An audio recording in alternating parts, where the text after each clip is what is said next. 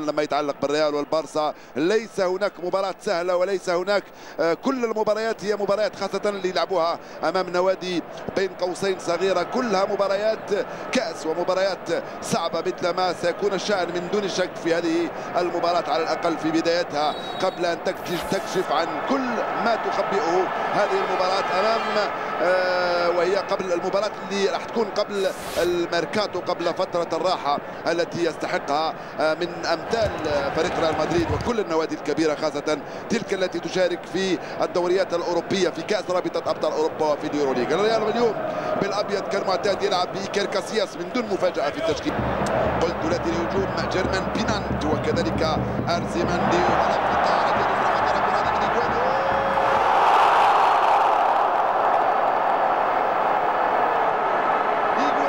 في الدقيقة الثالثة يفتح مجال التسجيل للريال. يلا من بداية قوية لريال مدريد في هذه الجهة اليسرى، هو الهدف الذي يخلي فريق ريال مدريد يدخل مباشرة في الموضوع وفي المباراة باليسرى في الزاوية اليسرى من مرمى الحارس خافير لوبيز فاليخو، 34 سنة، حارس مرمى ريال ساراغوسا الليلة باليسرى. هذه المرة اللاعب الأرجنتيني غونزالو إيغوين كما قلت في وسائل الإعلام وفي التدريبات، بالإضافة إلى كل أسبوع مع المباريات الرسمية. توصل لسيرجيو راموس، يشارك كثيرا في لعب فريقه، هنا ممتازة والضربة الرأسية مرة جانبية من طرف الهولندي رافائيل فان دير باخت، 26 سنة، اللاعب السابق لنادي هامبورغ الألماني. بداية موفقة لفريق ريال مدريد، ليس هناك افضل من هذه البدايه. لا باس نذكر بان كرسي احتياط الريال الليله هو مايوركا وديبورتيفو لا كورونا في اوروبا خاصه، وانه سيلعب الدور الثمن النهائي من كاس رابطه ابطال اوروبا امام ليون.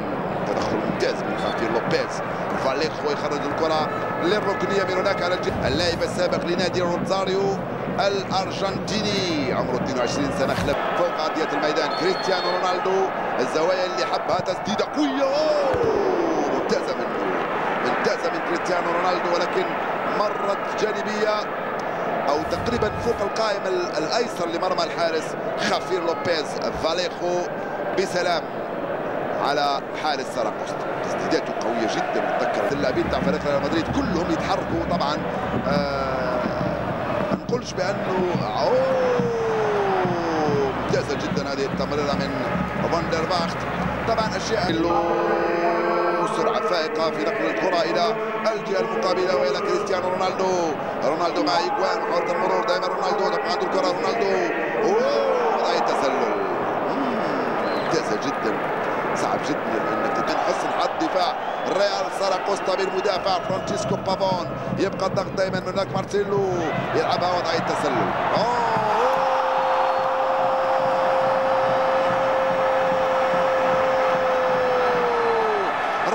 الريال هدفا ثانيا هنا.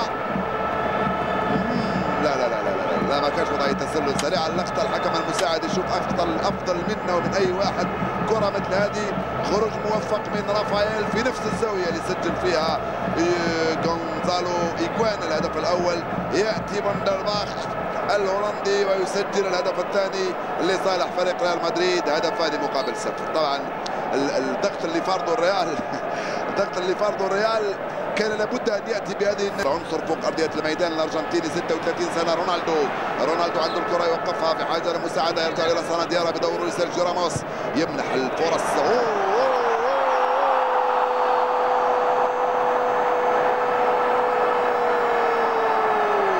رافائيل فان دير باخت يضيف الهدف الثالث في ضغط قياسي. الريال اليوم يؤكد لجمهوره وللمتتبعين بأنه هذا هو مستوى الريال. طبعا لا يمكنك أن تلعب دائما بنفس الكيفية، ولكن ريال مدريد اللي قلت يأكد بأنه من أسبوع لآخر يوجد الميكانيزمات نتاعو ويتحسن باستمرار، ويوجد التناغم والانسجام بين اللاعبين فوق أرضية الميدان. لم يسجل، صام ظهرا وسجل اليوم هدفان. اللاعب راس امستردام هذا اللي لعب في هامبورغ لمده 3 مواسم يسجل هدفين في لقاء اليوم. 3-0 في النتيجه بعد مرور 29 دقيقه. لافيتا كرة خطيرة لفريق ريال ساراغوسا، والحارس إيكير كاسياس يخرجها مباشرة للركنية. كرة كانت بامتياز، التسديدة في الزاوية اليمنى من مرمى كاسياس من لافيتا. الارتباء كانت رائعة تماما للخلف ناحية قلب دفاعه. البيول يغير لرونالدو من هناك على الجهة اليسرى. رونالدو التوزيعة ممتازة، ولكن التغطية من روبرتو ايالا بامتياز. ترجع لإيغوين،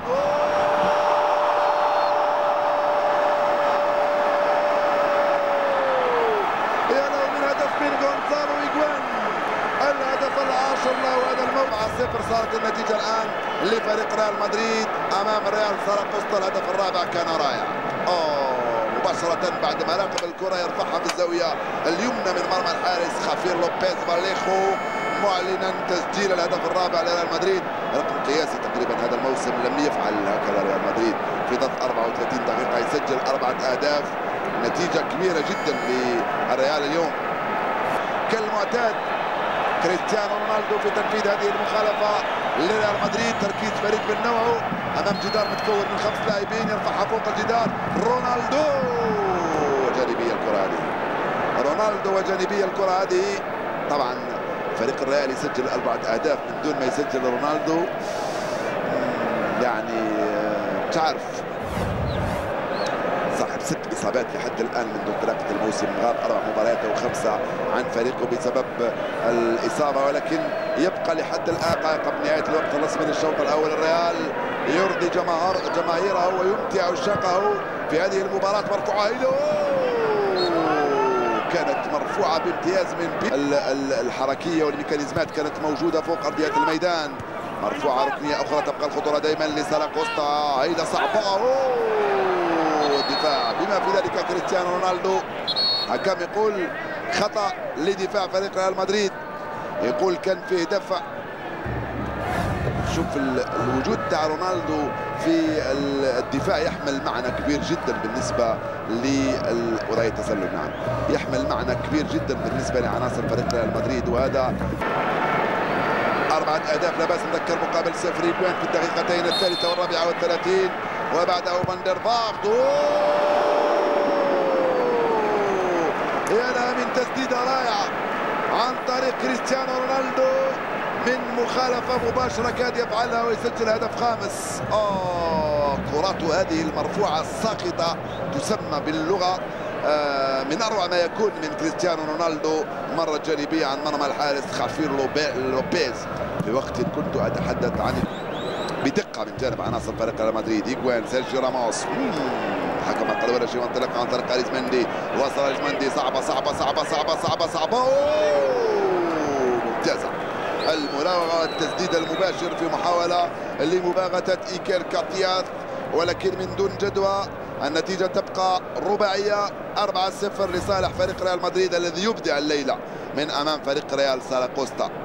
طبعا الريال يفكر في المستقبل وليس في مباراة اليوم. كل الذي يحصده يحافظ على رتمه في ظرف 90 دقيقة. لافيتا أمام 2 لاعبين ما يمرش، والحكم يصفر بالضبط عند الدقيقة 45 نهاية الشوط الأول بفوز الريال من دون كلام 4-0 بالنتيجة والأداء بفضل ثنائيتين لكل من رافائيل فاندر فارت وكذلك غونزالو إيغوين. موعد بكم بإذن الله مع بداية الشوط الثاني إن شاء الله. إلى اللقاء.